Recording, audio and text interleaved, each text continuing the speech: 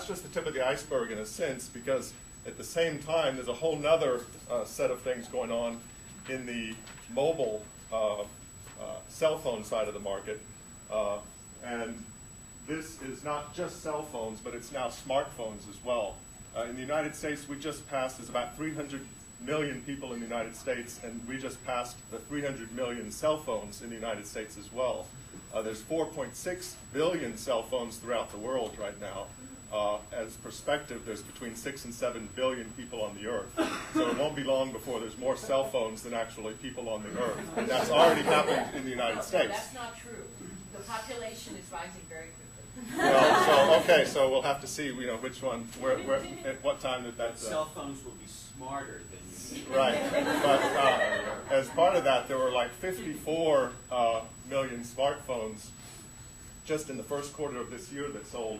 And the smartphone, the difference is on them is that you can read books, you can check email, you can surf the web, you can play games, you can do a lot of things that you can't do with a more traditional type of cell phone. And here's just a couple that I wanted to call out. The BlackBerry, a lot of people have heard of Crackberries, where people just, they're using them all the time. That's still in the smartphone market about half of the market. But where a lot of the growth is coming, or a lot of penetration into that, is this last one over here, which is the iPhone 4. And Jeevan actually has a copy. He was one of the first people in the country to get it. Can you hold it up? So that there's the famous iPhone 4. And that actually has the iBooks on it too. So what's very interesting is that between the iPhone 4 and the other device, which is not a phone, but it's basically a little computing device, the iPod Touch, which does everything that the iPhone does without the actual phone or the camera. There's 80 million of those out in the market now.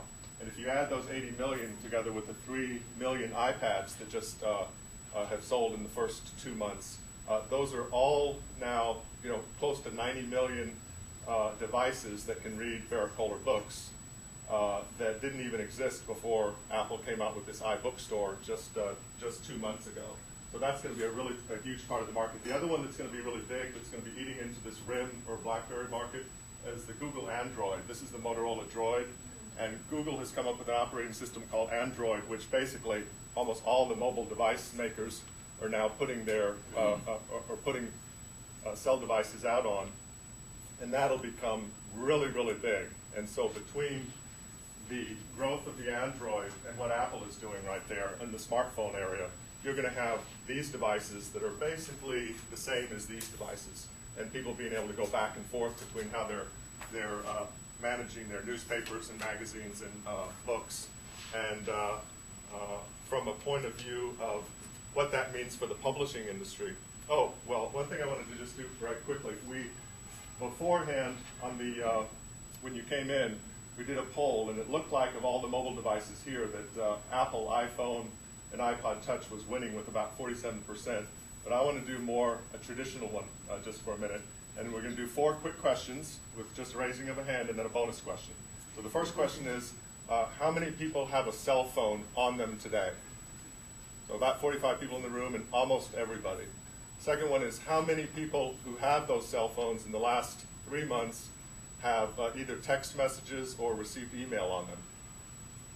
So almost the same.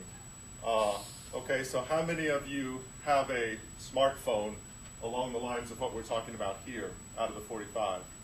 So more than half, maybe 60%. And then the last question is, how many of you have a dedicated e-reader or a tablet device? 5, 6, 7? Okay, so, and then the bonus question is, how many raised your hands all 4 times? So those numbers, what I would say is that 2 years from now when we have a shareholders meeting and we ask those same numbers, that the people that will raise their hand all 4 times will be almost everybody. And the effect of that is, you say, well, what does this do for the publishing industry?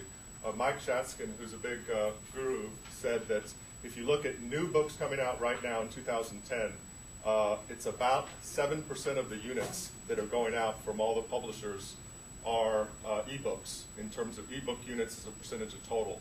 That compares to numbers that were 1% and 2% and 3% kind of up until now. The prognosis is that's going to increase to 15% within the next 12 months, and then 30% within the next 2 years. And the big publishing companies in New York have said that the tipping point for them is 25%, that once ebooks represent 25% of all units going out, they will no longer print books. They will wait to see what the demand is from the ebook and then print according to demand that's been set. So you can imagine a lot of books will never be printed. And Bill, I know maybe you don't like to hear this, but that just shows you how much the industry is really changing to say that small print runs based on specific demand, based on the ebook that has already been determined by what the Apple is selling, what the Google is selling, and what the Amazon is selling. And so that's just going to be a huge part of the business. So the thing I want to talk about now is the second overall area, which is the ebooks for Berrett Koehler. And there's a lot of things going on here. We have almost 300 ebooks now, and that's out of total books in print that are about 480. So about 75% of our total. And some of those books are so old into the early 90s, we won't do digital books on it. But every digital book we can do of our portfolio, we are doing. And that's been a heroic effort by Rick Wilson and his design and production team. But so of all these you're looking at here, VK Connection and Amazon have that number, all of those ebooks, about 284. Apple has 57. And the reason they don't have them all is that we started in PDFs back in the spring of 2008, and that was just a simple product that you can't really do a lot with in terms of manipulation for a lot of different screens. Now, EPUB is the new format. It's a more sophisticated format, but the difference is it scrolls. I mean, it basically, you can do a lot of different things with it in terms of a lot of different devices, and that's really helping the explosion. And Apple, for example, only takes EPUBs. But we're, as of last fall, doing everything in both PDFs and EPUBs. So we'll see those numbers on Apple go up very quickly. On Barnes & Noble, we have 135 on the Nook, 100 on the Sony Reader, 200 on Scribd and DocStock, which are document sharing sites. eBooks.com, which is a big internet site out of Australia. We have 206 titles. Almost all of them are on Ingram Core Source Partners.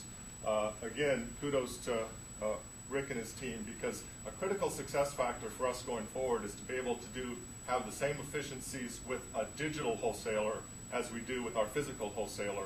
And we've had Ingram for some time now, but now we've got Ingram Digital, where they've got a aggregated database where we're able to send all of our metadata, all of our EPUB as well as PDF documents, and then they distribute them out to not just some of our biggest vendors, such as Barnes & Noble or Apple, but send them out to the hundreds and hundreds of other people that are now selling ebooks all around the world, that if we had to do that one at a time, it would just choke our whole production system. We wouldn't be able to do it. We would be our own worst enemy. So we've been doing a lot of work in that area.